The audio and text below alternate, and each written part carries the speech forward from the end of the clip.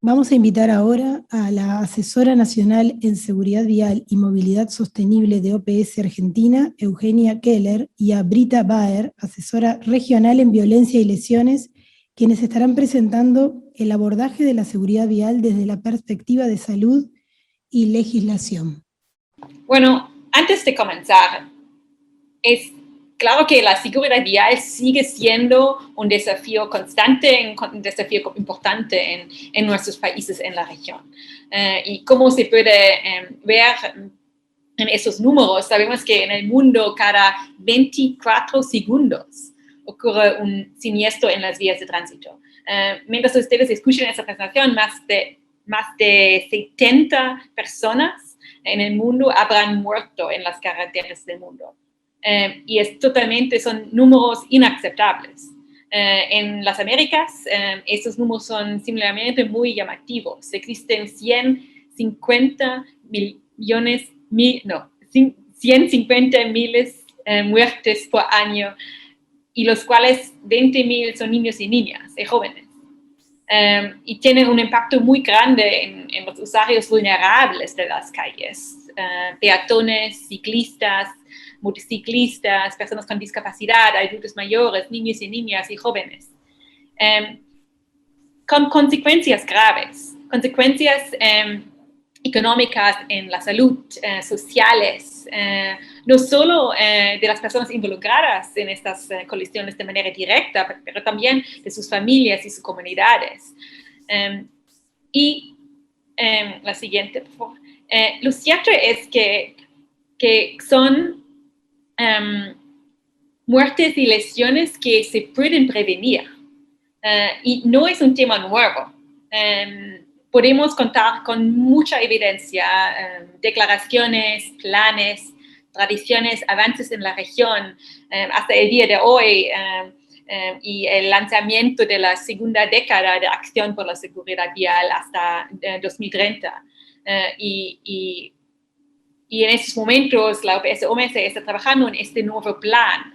Y este tipo de evento, este tipo de diálogo es tan importante para informar el plan, informar los próximos pasos para seguir fortaleciendo este trabajo, para no dejar a nadie detrás en ese trabajo. Y en definitiva sabemos lo que hay que hacer. En la siguiente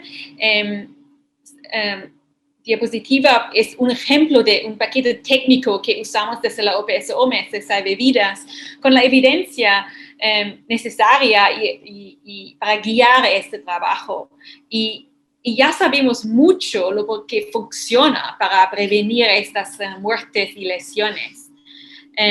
Claro que es importante siempre adoptar un enfoque integral que se debe implementar de una manera coordinada, una manera holística, y debemos trabajar de esta manera en la velocidad segura,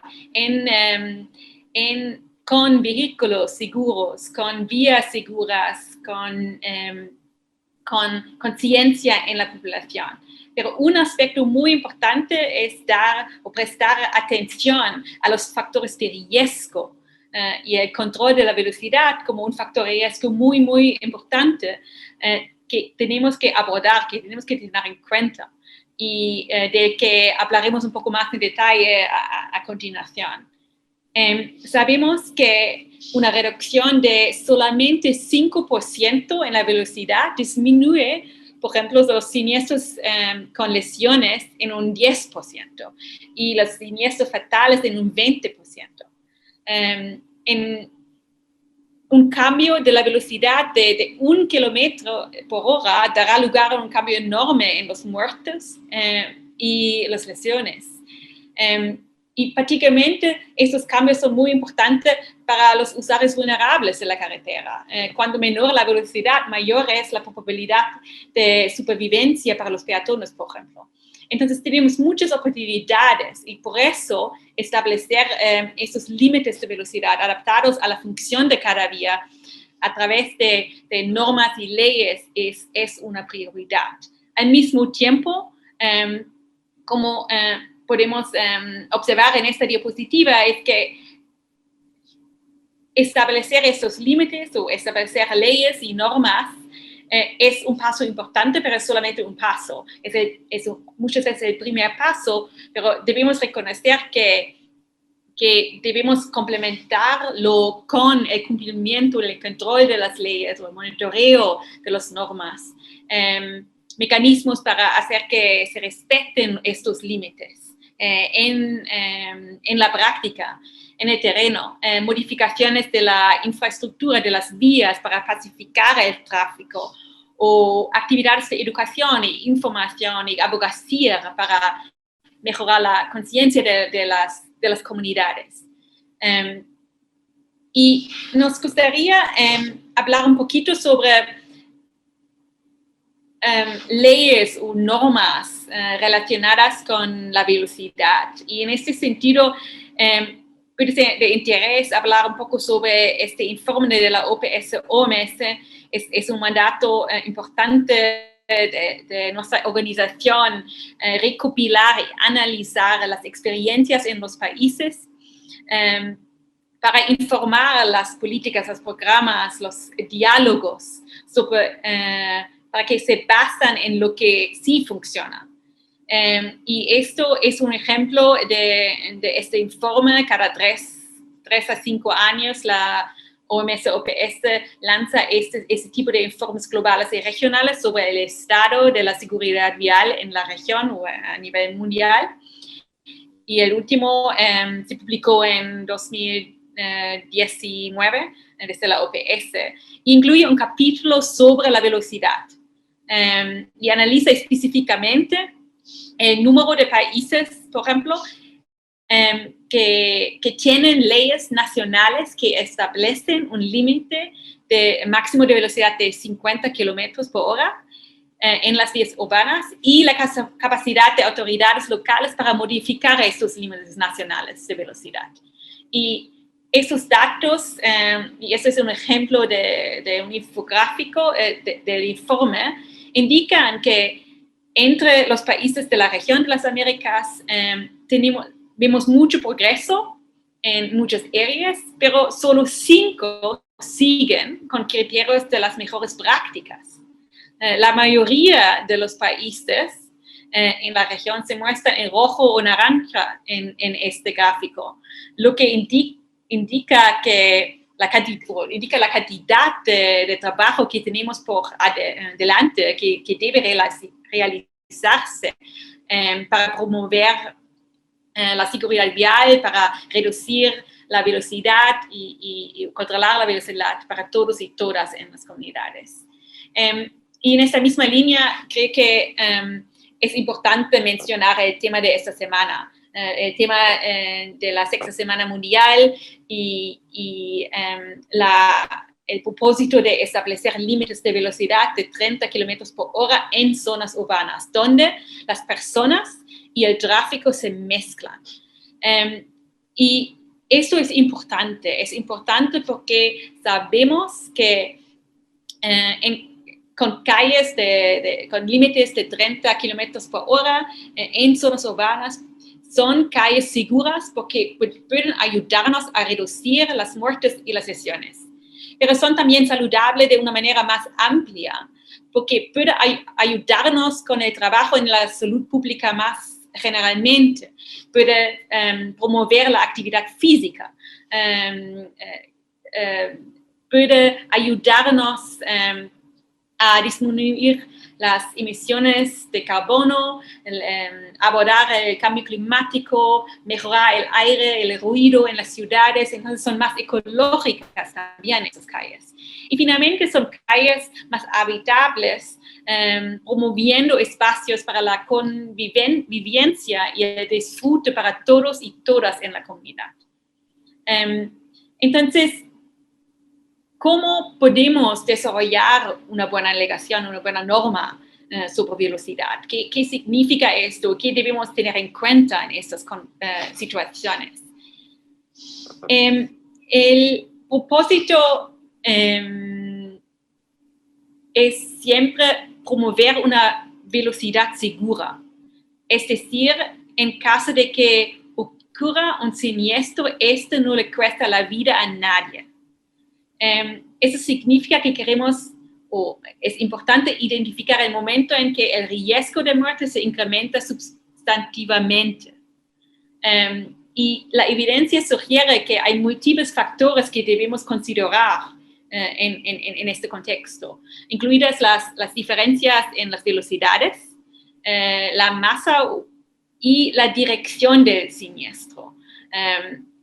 El concepto de velocidad reconoce que el riesgo es siempre diferente si se trata de un choque frontal o lateral entre dos automóviles, o si es entre una coche, un usuario vulnerable, un peatón, por ejemplo, de la vía. Y la velocidad interactúa con estos factores. Y sabemos que, por ejemplo, se vuelve especialmente mortal en casos donde la colisión frontal entre dos automóviles se da en velocidades superiores a 70 kilómetros por hora. O en caso de atropellos a un peatón, es totalmente diferente. Es la velocidad a 30 kilómetros por hora, es lo que marca una gran diferencia. Entonces, esta evidencia puede ayudarnos a mejorar las leyes y políticas y programas y actividades. Podemos utilizar esta evidencia para establecer límites que se adaptan a la función de cada vía y los posibles conflictos entre usuarios de las vías, para que todos y todas puedan disfrutar las calles y las vías. Y voy a ahora dejar la palabra a mi colega Eugenia para seguir con este tema y darnos más ejemplos de cómo podemos mejorar la calidad de legislación en leyes. Pero ante todo, muchas gracias por su atención y está claro que hay mucho que podemos hacer juntos y juntas. Este progreso es posible, tenemos mucha evidencia que podemos usar.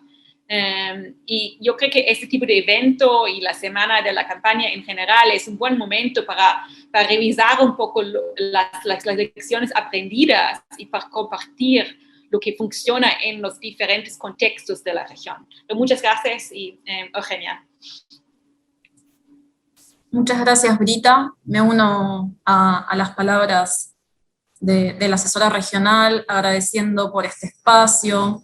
Estoy muy honrada de formar parte de este espacio tan importante en el cual estamos discutiendo medidas que pueden salvar a tantas personas de la muerte. Lo que voy a compartirles con ustedes complementa a las palabras de Brita. Voy a estar compartiendo algunos elementos que hacen a una buena legislación de tránsito en materia de velocidades.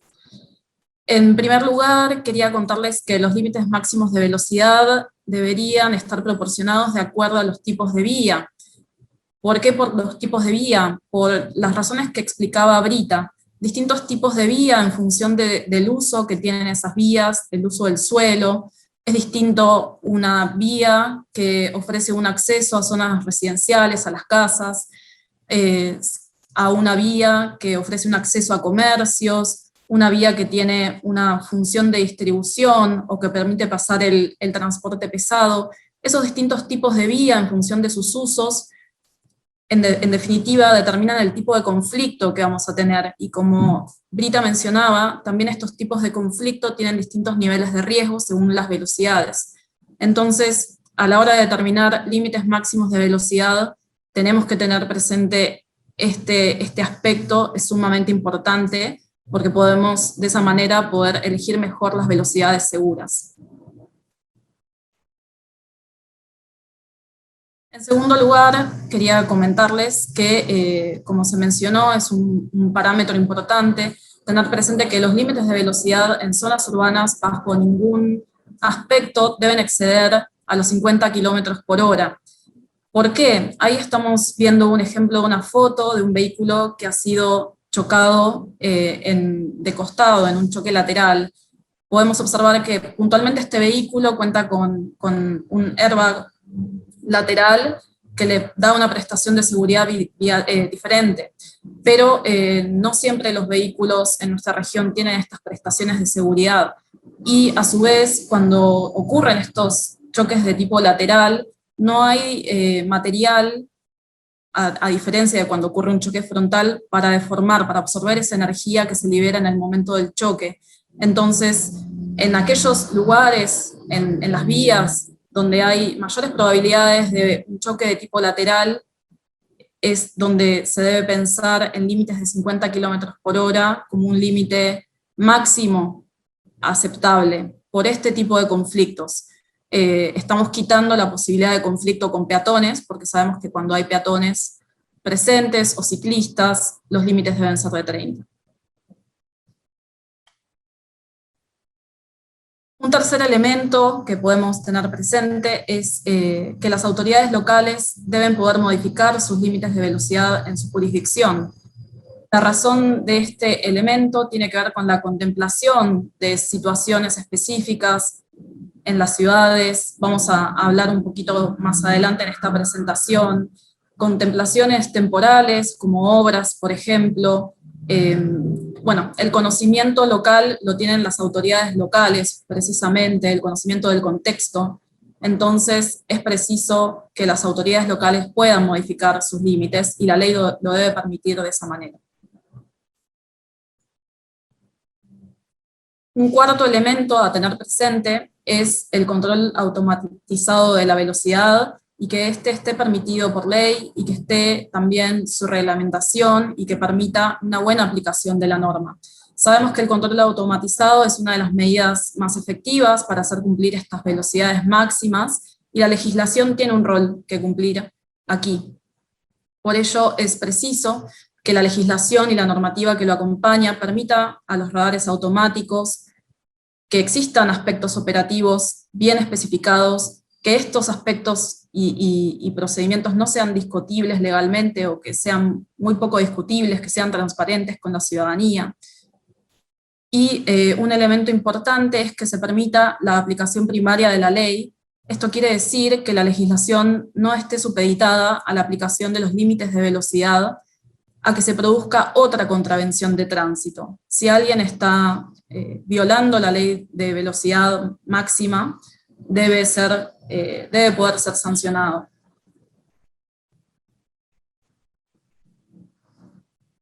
Un cuarto elemento es que la norma prevea sanciones que son apropiadas. Queremos decir por esto que sean sanciones adecuadas para generar un efecto disuasorio en la población, generalizado con respecto al exceso de velocidad. Lo que buscamos desde una perspectiva de seguridad vial es fundamentalmente disuadir a los usuarios de la vía de violar la ley de tránsito, especialmente cuando se está poniendo en riesgo a la vida. Entonces, esas sanciones tienen que justamente lograr ese efecto disuasorio que buscamos. También las sanciones deben ser coherentes con las demás, las sanciones aplicadas a la velocidad deben ser coherentes con las demás sanciones que estén establecidas para otras infracciones de tránsito. Tenemos que mirar el conjunto de las sanciones, mirar todo el panorama para entender la lógica dentro de ello. Y es también bueno tener presente que pueden ser relevantes de acuerdo a la cultura de cada país, al contexto local, distintos tipos de sanciones, tales como sanciones monetarias, sistemas de puntos que vayan quitando puntos a medida que se viola la norma y se sanciona, una confiscación del vehículo, la suspensión de la licencia. Nuevamente, estas herramientas nos pueden servir, si son aplicadas correctamente, para generar ese efecto disuasorio que buscamos. También es positivo pensar en que las sanciones aumenten en función del grado en el que la norma fue violada, teniendo en cuenta el riesgo asociado a ese comportamiento, y también en caso de reincidencia.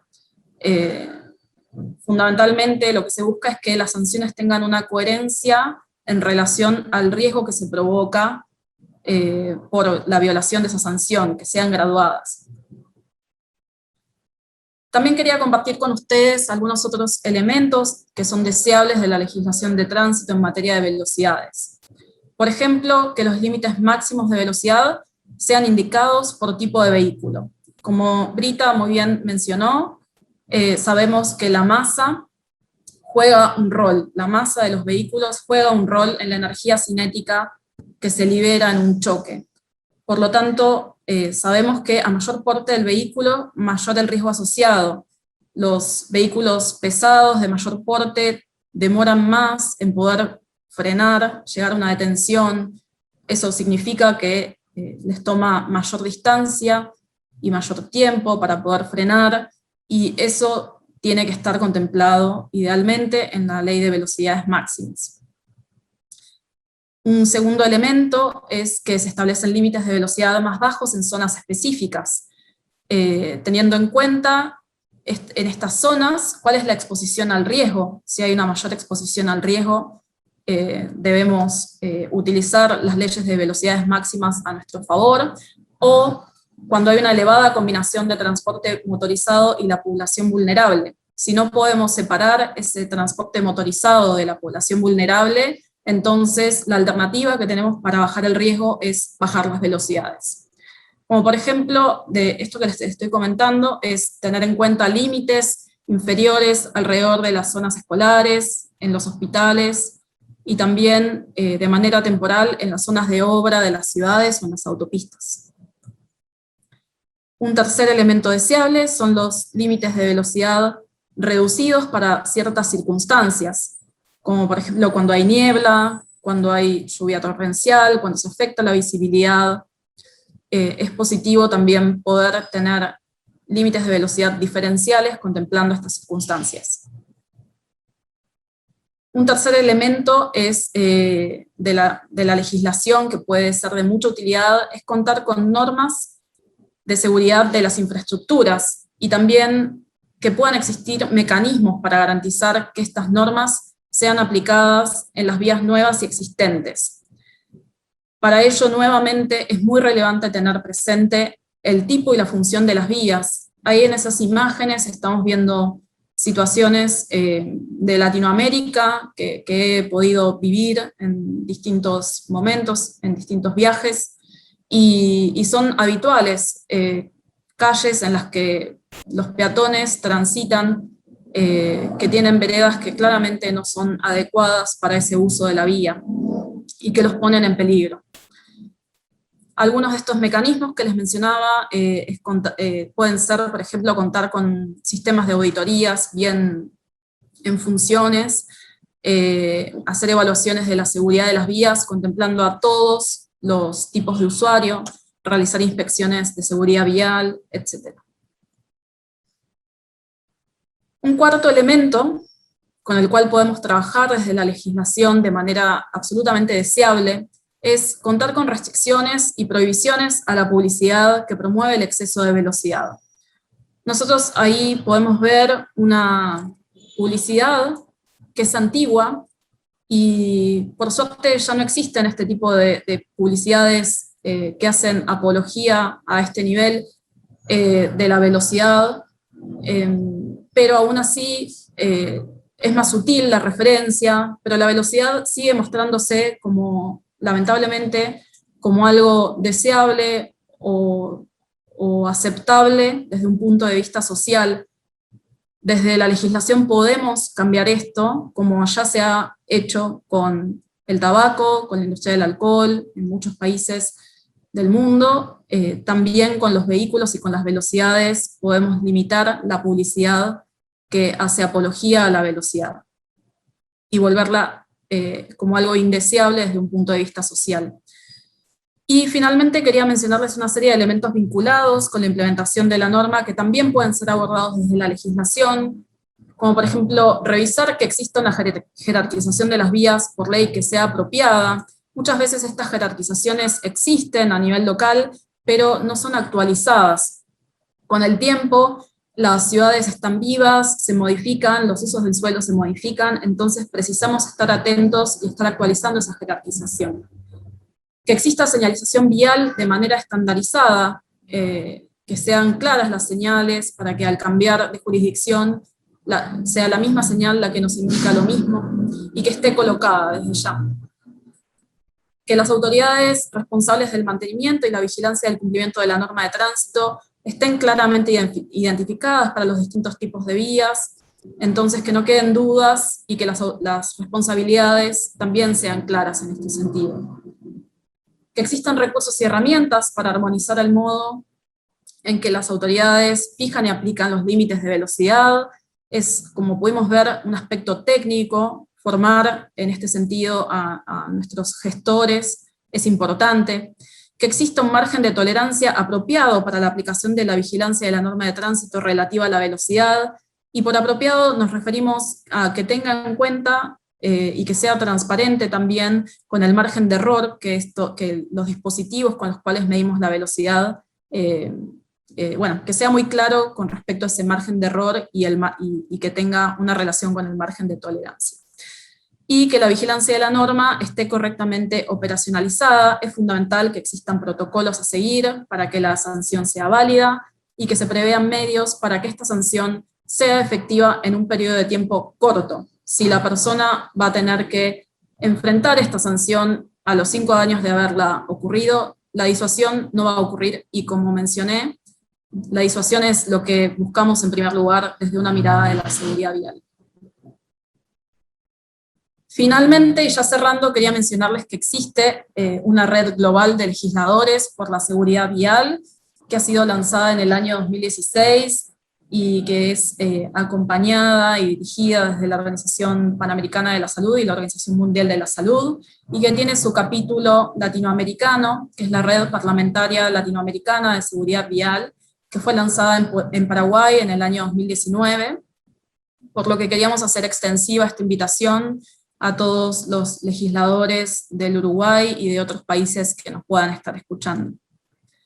Como conclusiones, podemos decir que las lesiones de tránsito son realmente un grave problema de salud pública y que las velocidades bajas de 30 km/h en zonas urbanas son una medida efectiva para lograr prevenir estas tragedias.